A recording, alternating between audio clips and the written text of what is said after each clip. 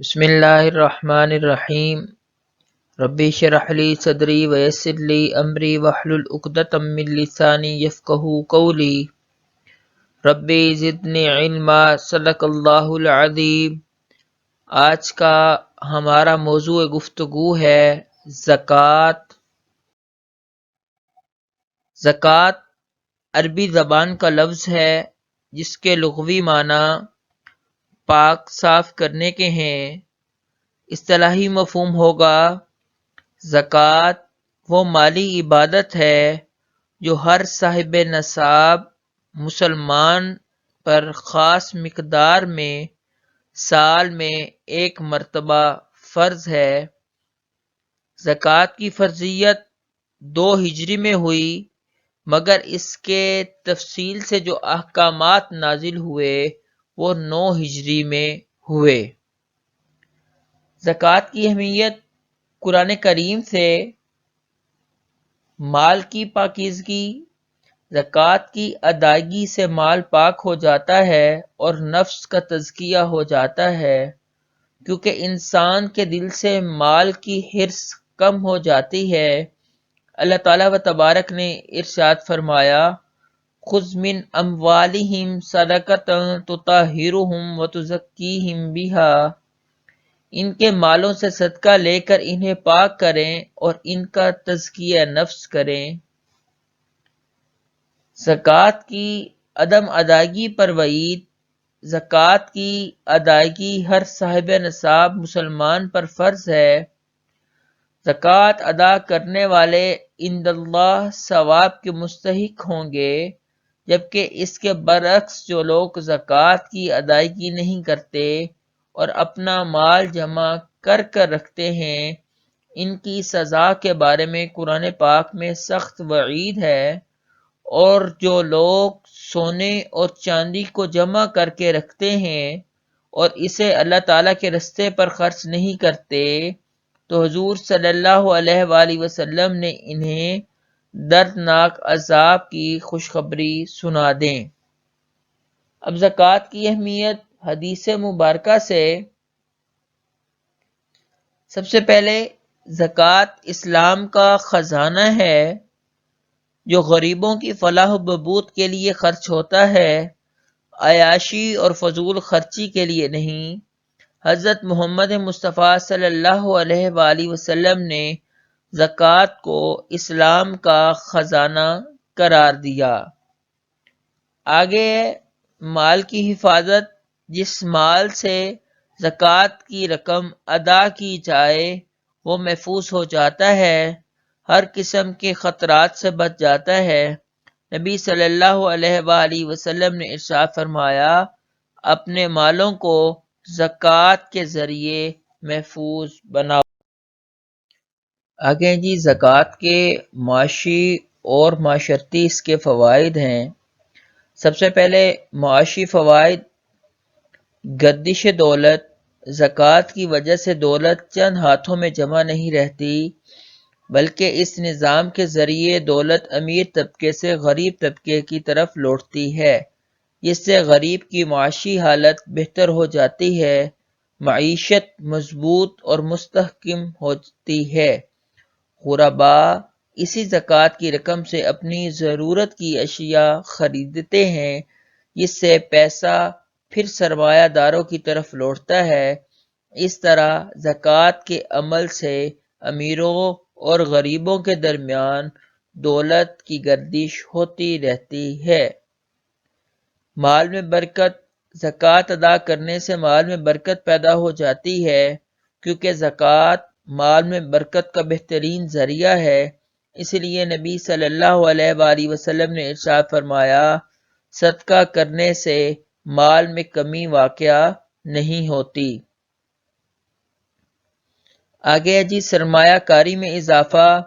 زکوٰۃ کی ادائیگی کا ایک فائدہ یہ بھی ہے کہ جب صاحب استطاعت لوگ مستحق لوگوں کو جن کا کوئی ذریعہ معاش نہیں ہوتا انہیں زکوٰۃ کی رقم دیتے ہیں، تو وہ اس رقم کو کسی نہ کسی کاروبار میں لگاتے ہیں، جس سے ان کی سرمایہ کاری میں اضافہ ہوتا ہے۔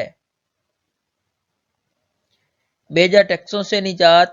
مسلم معاشرے میں اگر زکوٰۃ کا نظام رائج ہو تو ان بیجا ٹیکسوں سے نجات مل جاتی ہے جو عوام پر بوجھ ثابت ہوتے ہیں۔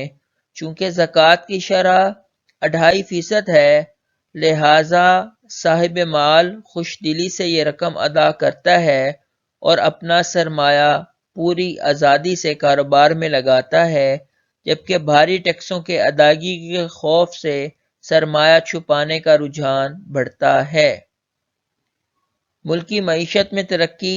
زکوٰۃ ادا کرنے سے دولت معاشرے کے تمام افراد تک پھیل جاتی ہے، اس سے لوگوں کی قوت خرید بڑھ جاتی ہے۔ جب کسی ملک کے افراد کی قوت خرید بڑھ جائے تو وہ ملک معاشی طور پر ترقی کرنے لگ جاتا ہے۔ سود کا خاتمہ۔ سودی نظام معیشت میں محنت کے مقابلے میں سرمایہ کی افادیت کہیں زیادہ ہے، اس لیے محنت کش اور کارکن طبقہ مسلسل غریب سے غریب ہوتا چلا جاتا ہے، کیونکہ اس کے پاس سرمایہ نہیں ہوتا، جبکہ سرمایہ دار محنت کی بجائے صرف سرمایہ کے ذریعے ہی آمدنی حاصل کرتا ہے، جبکہ زکوٰۃ سودی نظام کا خاتمہ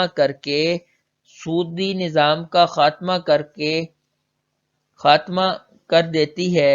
نظام زکوٰۃ کے باعث معاشرہ اور حکومت دونوں قرض اور سود کی لعنت سے محفوظ ہو جاتے ہیں۔ اسلام نے سود کے خاتمے کے لیے زکوٰۃ کا نظام دیا۔ اللہ تعالیٰ و تبارک نے قرآن پاک میں ارشاد فرمایا، یمحق اللہ الربا ویربی الصدقات۔ اللہ تعالیٰ سود کو مٹاتا ہے اور صدقات کو بڑھاتا ہے۔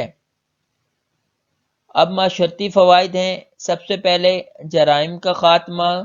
زکوٰۃ کی ادائیگی سے معاشرے میں جرائم کا خاتمہ ہو جاتا ہے۔ جو لوگ چوری، ڈکیتی، رشوت وغیرہ کا کام اس وجہ سے کرتے ہیں کہ ان کی بنیادی ضروریات پوری نہیں ہوتیں، زکوٰۃ ادا کرنے سے ایسے لوگوں کی ضروریات پوری ہو جاتی ہیں اور کوئی بہتر ذریعہ معاش شروع ہو جاتا ہے تو وہ اپنے جرائم مکمل طور پر چھوڑ دیتے ہیں۔ گداگری کا خاتمہ۔ بسا اوقات معاشرتی پریشانیاں انسان کو بھیک مانگنے پر مجبور کر دیتی ہیں، حالانکہ اسلام میں گداگری کی حوصلہ شکنی کی گئی۔ حدیث پاک میں ارشاد ہے، جو شخص لوگوں سے مسلسل مانگتا رہتا ہے، قیامت کے دن اس حال میں ہوگا کہ اس کے چہرے پر گوشت کا ایک ٹکڑا نہیں ہوگا۔ زکوٰۃ کی ادائیگی سے معاشرہ اس لعنت سے پاک ہو جاتا ہے، کیونکہ اگر زکوٰۃ حقدار تک پہنچا دی جائے تو اسے مانگنے کی کیا ضرورت ہے۔ اسی طرح گداگری ختم ہو جاتی ہے۔ معاشرتی کشمکش کا خاتمہ۔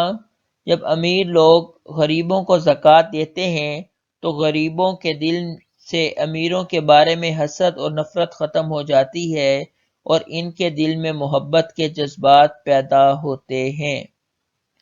بے روزگاری کا خاتمہ۔ جب غریب لوگوں کے پاس زکوٰۃ کی رقم جاتی ہے تو وہ اسے کسی نہ کسی کام میں لگا دیتے ہیں، جس سے ان کی آمدنی کا جائز ذریعہ بن جاتا ہے اور اس طرح معاشرے میں بے روزگاری کے خاتمے میں مدد ملتی ہے۔ محبت و قوت میں اضافہ۔